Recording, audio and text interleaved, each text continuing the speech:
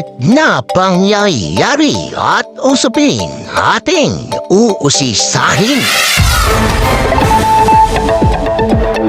Hari Roque, self-proclaimed representative ng Pinas, dumalo sa open forum sa Sanya, China. Patotoo na sariling kilos at desisyon nito galing mismo sa bibig ng sulon. Hari Roque muli nagbigay ng isang lektorang pahayag at opinyon nito patungkol sa mandatoryang batas internasyonal para sa katubigan. At Hari Roque, hindi daw umano saklaw ng umplos ang kalupaang anyo sa karagatan. At ano nga ba saklaw ng EEZ o Exclusive Economic Zone? Ating pag-uusapan.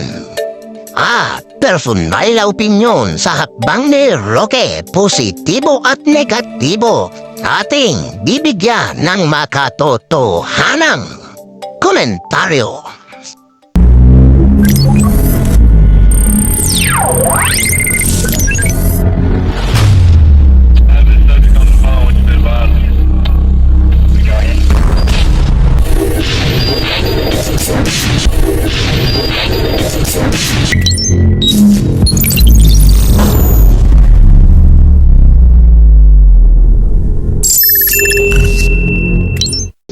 Hari Roque, kusang desisyon ang ginawang pagdalo sa isang open forum patungkol sa usapin sigalot sa West Philippine Sea. Wika ng sulon upang personal umano nitong ihain ang mga posibilidad na solusyon sa usapin. Tunghayan ang kanyang mismong pahayag ukol dito paglapag pa lamang sa paliparan ng China.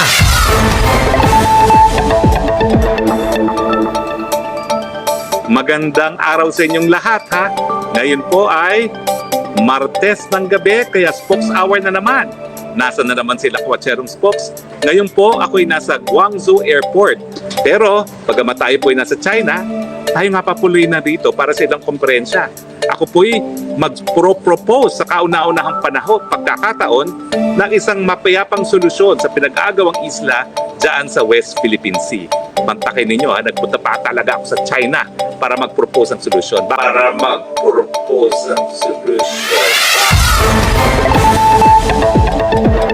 Roque, nagbitaw ng panimulang pahayag ukol sa legal na basihan at batas patungkol sa mga karapatan ng bansa sa katubigan. At ang bagay na ito ay siya namang tunay at makatwiran. Bagamat hinayag din nito ang hindi pagtanggap ng bansang China sa desisyon ng UNCLOS na pumapabor sa Pilipinas. Ngunit iginiit ng sulon na ang katubigan ay maaaring patas na maggamit ng mga bansang nakapaligid dito sa isang maayos at patas na mandato o paghahati nang naaayon sa datos ng batas katubigan na 200 nautical mile mula sa dulo ng kalupaan ng bansa upang ang matagal ng kapayapaan ay magbunga ng muling mahabang panahon.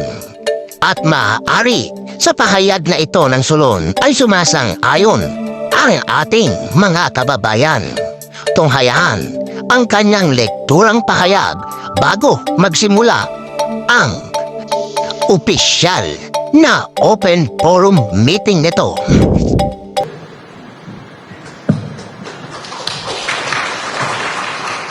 Thank you, Mr. Chairman Saraja.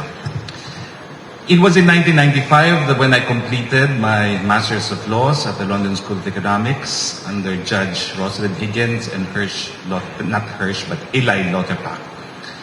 And as part of my requirements, my long essay was on, of course, the South China Sea disputes, a relative assessment of the strength and weaknesses of the respective claimants' claims, under the principle that in territorial disputes involving land territories, the principle, as Lauterbach said, was not which state has a title, but which state has a superior claim to land territory.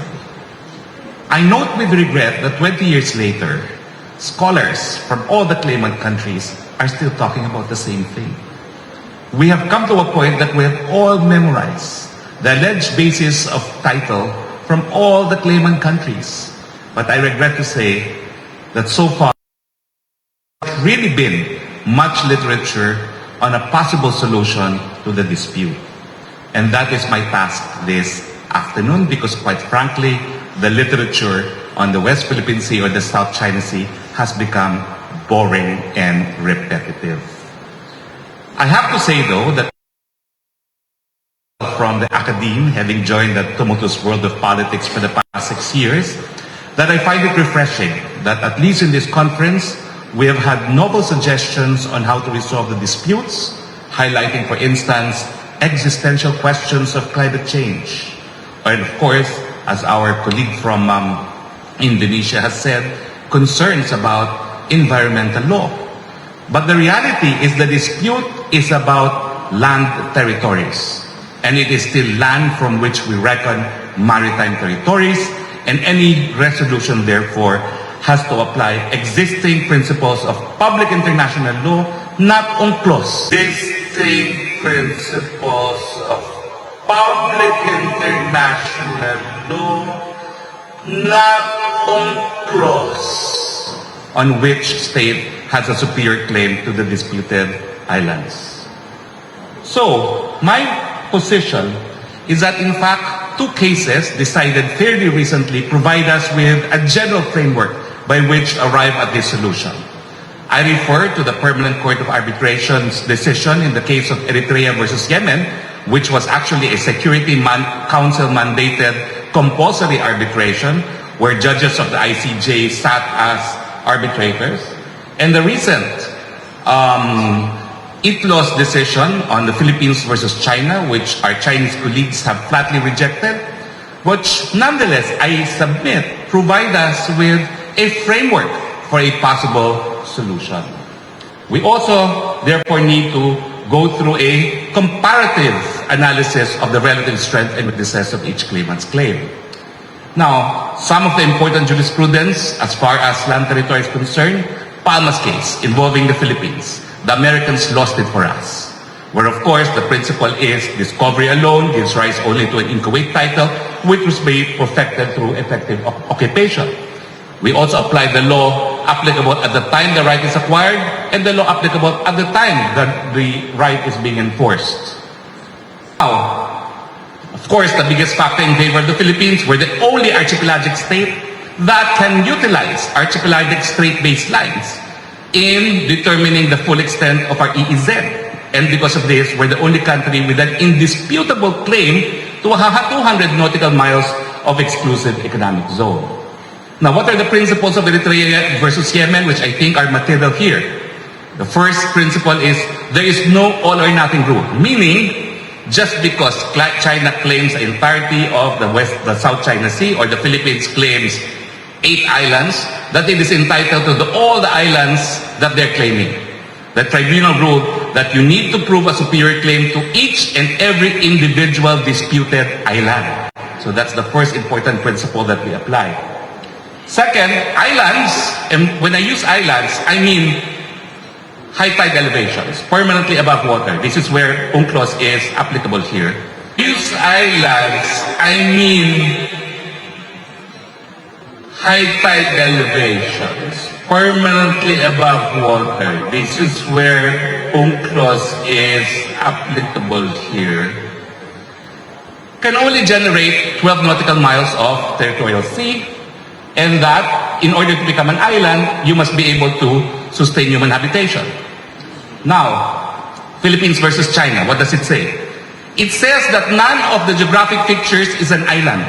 None of them can generate an EEZ. At most, the high tide elevations can only generate pockets of 12 nautical miles of territorial seas. Now, if an island is within a territorial sea of a state, then that becomes part of that coastal state's territory. Geographic features, on the other hand, which are found, which are low tide elevations, cannot generate any territorial sea. They form part either of the territorial seas or the EEZ of the coastal state. Now, also in the Philippines versus China, it recognized that 2 of the artificial islands built by China, Mischief and Use, are in the Philippine EEZ, and of course, 1 island forms part of the territorial sea of Pag-asa. which of course is also disputed. So what do I say is the solution? Well, this is not the solution. Apply the all or nothing rule. We need to prove title to individual islands. Number two, since none of the geographic features can generate EEZ, we have to reduce the scope of the conflict. If at all, you can only claim pockets of territorial sea. And since only 6 of these features between China and the Philippines are actually high tide elevations, you're only talking of 12 times 6 of territorial seas where you exercise sovereignty and jurisdiction. Certainly, we can resolve the dispute where you have a mammoth body of water and only 36 miles of territorial seas. What else? The Philippines cannot be deprived of an EEZ as an archipelagic state. However, of course, there are islands built according to the tribunal found in the EEZ. But guess what? In the Philippines, we have allowed foreign forces to have bases in our land territory. I see no reason why we cannot come into an agreement to allow the existence of these facilities also in our exclusive economic zone. It's not a perfect solution, but it's the beginning. And let me end by saying that we have an age-old saying in the Philippines, makipag-away ka na sa iyong kamag-anak, huwag lang sa iyong kapitbahay. Go pick up a fight with your relatives, but never with your neighbors. Good afternoon. At sa opisyal na pagpupulong, Hari Roque may isang pahayag tugon sa isang tanong ng isa sa mga dumalo sa nasabing agenda na hindi malaman ang nais nitong tumbukin. Bagamat taas kilay na inunawa ang katanungan na ito ng sulon at tinugon ng sagot. Ngunit sa isang banda, merong tugon si Hari Roque na magpapataas sa inyong kilay na umano ang anyong lupa sa gitna ng karagatan ay hindi umano saklaw ng batas ng UNCLOS. Dahil saklaw daw nito ay pangkatubigan lamang. Sang-ayon ba kayo sa tugon na ito ni Roque? Pero bago nating talakayin yan, heto panoorin natin ang bahagi ng kaganapan sa nasabing forum. I'm not going to debate with Professor Xu. As I said, this debate bores me. It's been ongoing for at least 25 years. We can certainly move on and propose solutions. But earlier, I asked Professor, our colleague from Indonesia, to look in Google how much area South China Sea has. And the figure is 1,351 square miles. My presentation focused on the fact that, as an issue of fact, at least the islands disputed between China and the Philippines are only 6 high tide elevations that can only generate up to 12 nautical miles. That means only 12 times 6 is, how much is that? 76 miles is subject to sovereignty and jurisdiction, and yet the South China Sea is 1,350 square miles. Now, reduce that with the exclusive economic zone of the Philippines, which is only 200. And that's not actually full 200. Why? Because there are overlaps with Vietnam, Malaysia, and Indonesia, which has to be settled. I would say, give and take, that exclusive economic zone on the Philippines on the western side is more or less around 150 miles. So you have 76 miles of territorial seas, 150 miles of EEZ, and the rest of it can be treated as common heritage of all Asian states. Which is why a good friend of mine, an environmentalist, Tony Oposa, suggests we call it the Sea of Asia and not just the South China Sea. My point is, enough of this debate who has a better title. Let's move on to the solutions, because unless we have concrete solutions, it will always be a controversy. Thank you. I have one question due to the Professor Hari Roque and the professor from Vietnam, Viên Thi Lanh Anh. And I agree with the professor from Japan. That means we talk about the economic zone. We talk about in the future, not talk about now. We talk in the future. We can see all what happen in the case of we follow the law of the sea.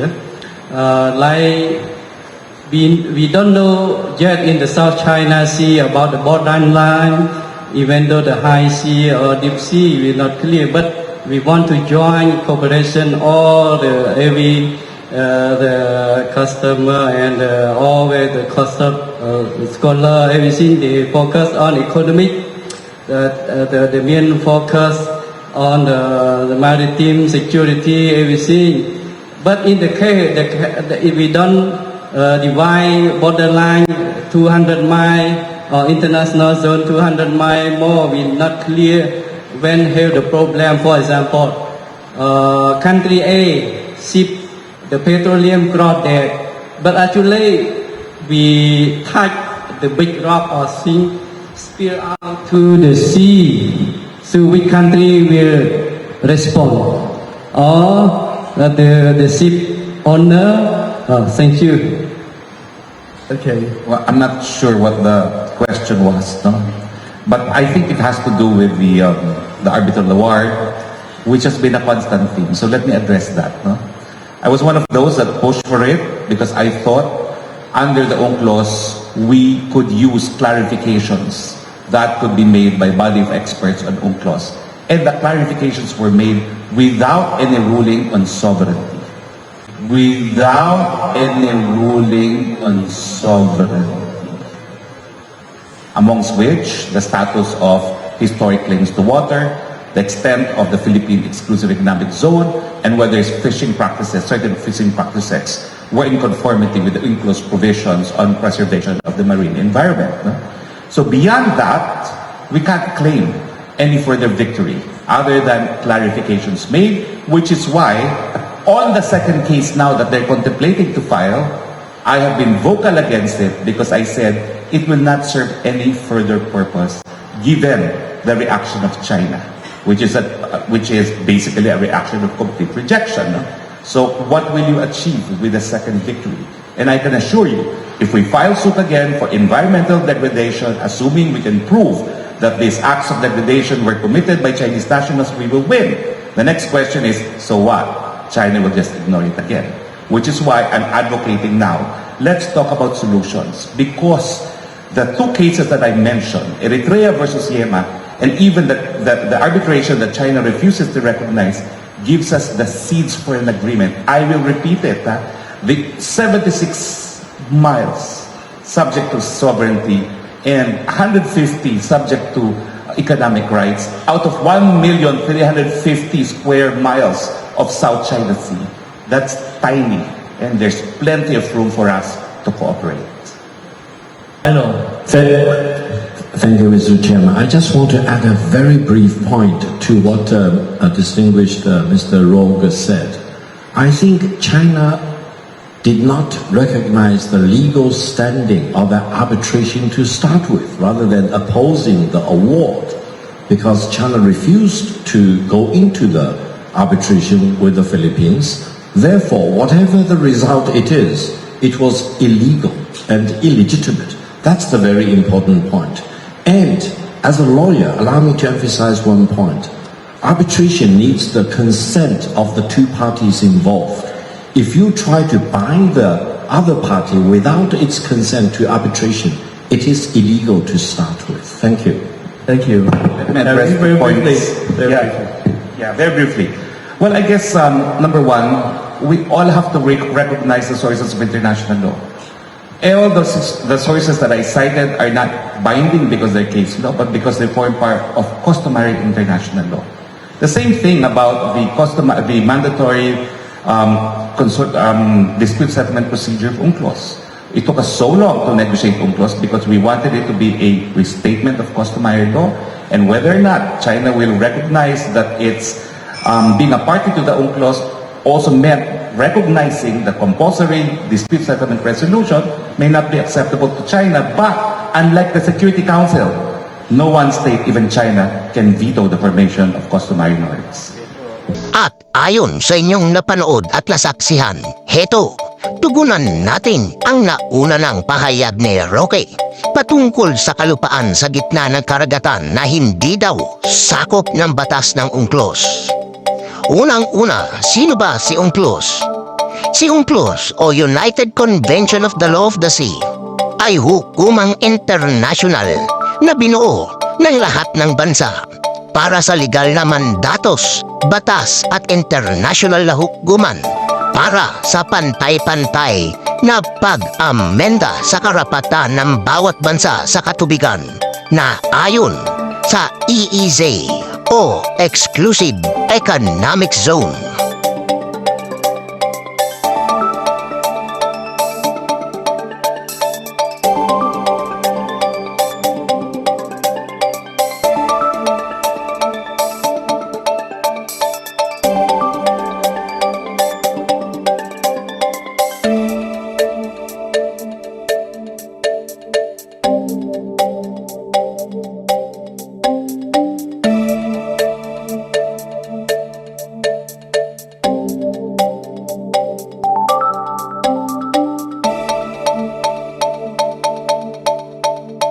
Ano ba ang EEZ?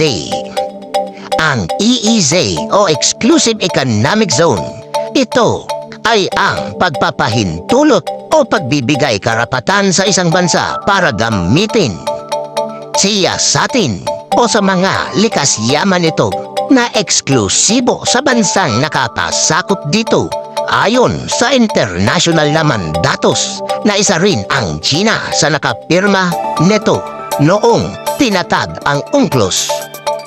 At naihayag sa artikulo nito na lahat ng likas yaman sa loob ng tinatawag na EEZ o nakapaloob sa 200 nautical na milyahe mula sa dulo ng kalupaan ng isang bansa, may eksklusibong karapatan ng buo ang nakakasakop dito.